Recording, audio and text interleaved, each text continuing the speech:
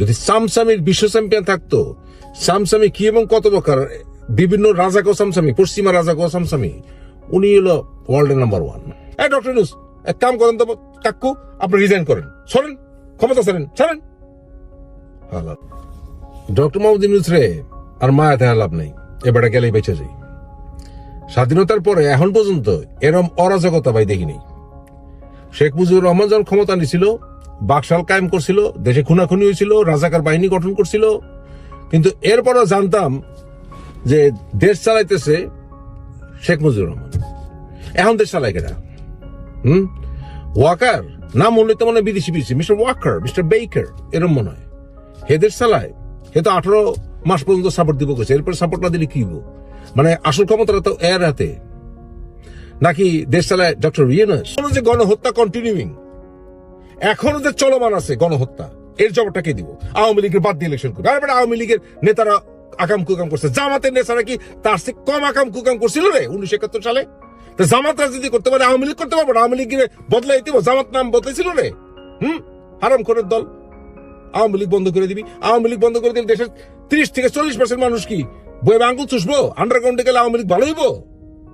আরো প্রমাণ দেখ না, অলরেডি অনলাইন দখল হয়ে গেছে আওয়ামী লীগের। অথর্ব কোথাকার।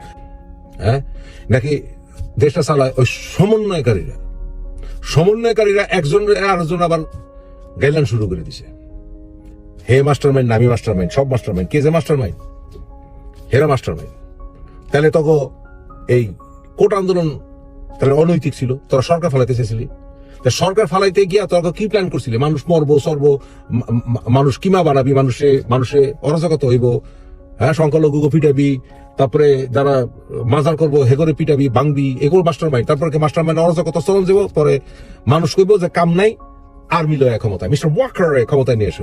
এটাই মাস্টার মাইন্ড নাকি? আসল মতলবটা কোন জায়গায়? তো এই মাস্টার মাইন্ড তো জ্বালায় তো বাঁচতাছি না। তাহলে দেশটা চালাইতেছে কেনা? ডক্টর ইউনূসের মন্ত্রিসভা উপদেষ্টা গুলি দিয়ে যেই বড়াইছে, প্রত্যেকটা অথর্ব এক গাদার গান সালে। পৃথিবীতে এর চেয়ে বড় কান আছে বলে আমি মনে করি না। এই গাদার গান দেশ চালায়, দেশের অর্থনীতি চালায়, ব্যাংকিং খাত চালায়। হ্যাঁ, এই জামাতিকে ঢুকাইছে এবারে, খুব ভালো চালাইতেছে।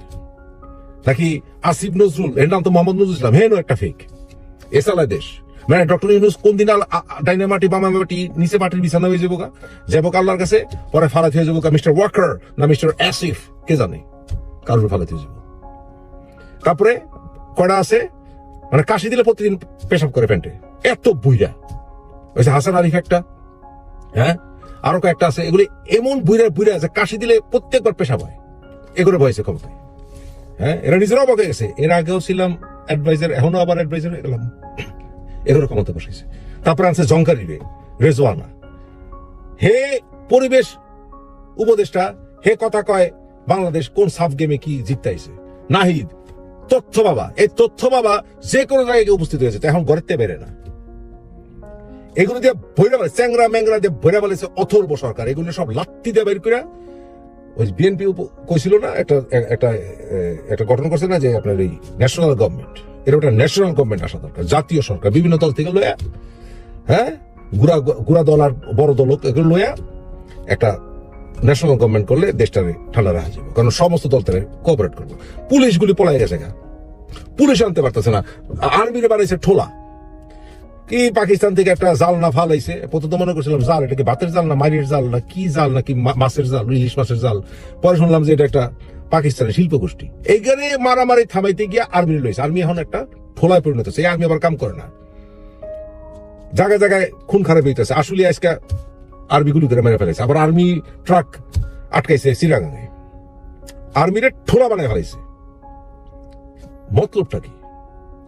মতলবটা ভাঙ্গিয়ে করলিতে হয় যে মাস্টার মাইন্ডটা হইলো যে দেশ এত অরাজকতা নিয়ে যাবো গা যে আমরা কমু যে আর্মি আইলে ভালো, মানে আবার এর শাসন, জিয়াউলকের শাসন, আবার এই হিজবুত তাহরির জামাত এগো দিয়ে ব্যাকআপ করে একটা আর্মি সরকার। মতলবটা মাস্টার মাইন্ডটা হইলো নাকি?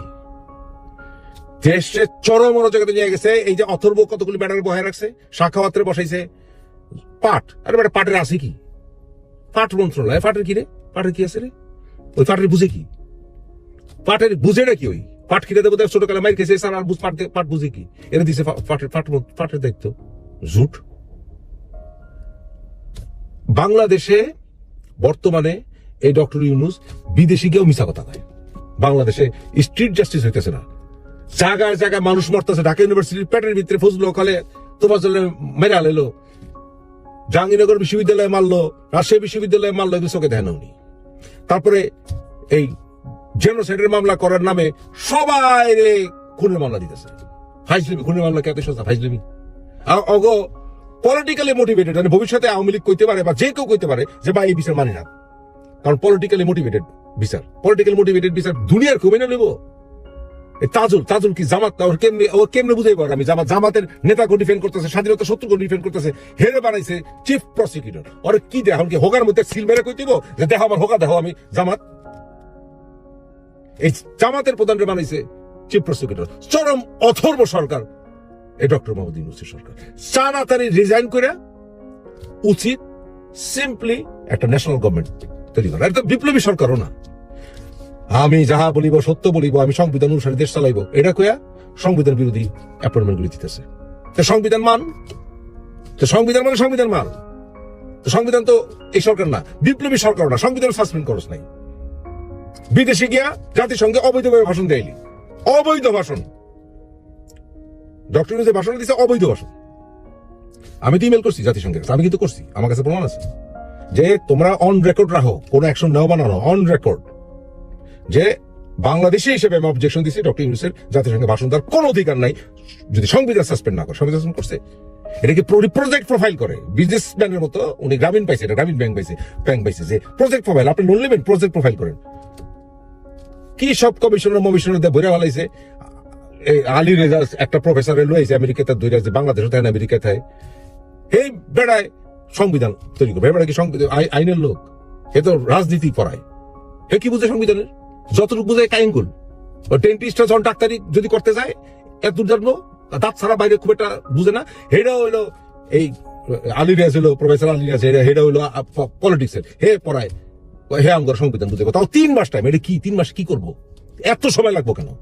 এমার্জেন্সি সময়ে দেশে স্বাধীন মালিকদের বসা ছিল, পরে বুঝলো স্বাধীন মালিক এখান থেকেও দেখতে হ্যাঁ না চোখে কিছু, আগে বুঝোস নাই। সম্মান গেছে। বাতের ফ্যান যেমন উগলা করে না, আমার ভালোবাসা এমনি উগলা করে ডক্টর ইউনূস লিগে শেষ হয়ে গেছে, বাদ গলে গেছে, ভালোবাসার বাদ গলে গেছে। আর না, ডক্টর ইউনূসের ক্ষমতা ছাড়তে দিব মাস্ট। এই গিভ আপ। 2 দিন পরে ডাইনামাটে বামে মাটি নিচে পাটির বিছানো হয়ে যাবো, আঙ্গর আসিফ নজরুল নাইল মিস্টার ওয়াকার কান্দে ফালাইতে মরে যাবো বুঝায়। জো বাইডেন আমেরিকা জীবনে ভেজাল খায় না, হে বেটা বন্ধু ডরের চলে ক্ষমতা ছেড়ে দিছে, না কাম নাই, আমি কোনদিন মরে যাই। ডক্টর ইউনূস বুড়ে গেলে আমার দেশটা চালাইবো কেটা? আর চালাইতেছে বা কি? হে রে মারে, হো রে খিলা, হো রে ধরে। দেশে কোনো আইন আছে? আমাদের এই যে আমরা যে এত সংগ্রাম করলাম শেখ হাসিনার স্মরণের লিগা, এটা বুঝি সংগ্রামের পরে কিছুটা দেশে অরাজকতা চলে, এর লিগে এতদিন পুলিশের ওটা আনতে পারতেছে না, পুলিশের লোক দেওয়া আনতে পারতেছে না, ডর দেওয়া আনতে পারতেছে না, 35 বছরের আন্দোলন শুরু হয়েছে। 35 বছরের আন্দোলন অথর্ব গুলি দিয়া উপদেষ্টা কমিটি বড়াই লেছে। হে বুঝে ভাই ব্যবসা, বিদেশে গিয়া কেমনে চাপা মেরা, এনজিও গুলির চাপা মেরা, বিভিন্ন এনজিওর উপকার করবো, কিভাবে নিজের ইমেজ বাড়াইবো, কিভাবে দেশ তো বিভিন্ন লোন টোন দিয়ে ভরে ফেলাতেছে, মনে হচ্ছে খুব ভালো করতেছে। আরে বেটা বুঝলাম তুই সাকসেসফুল হয়েছিস লোন লইয়া, successful, thank you very much. তো দেশের অরাজকতা যদি চলতে থাকে, একদিক দিয়ে $10 বিলিয়ন ডলার লোন আনবি, আর দিক দিয়ে $100 বিলিয়ন লস হইতেছে দেশে, চরম অরাজকতা চলতেছে। এই জবটা কে দিব? এখন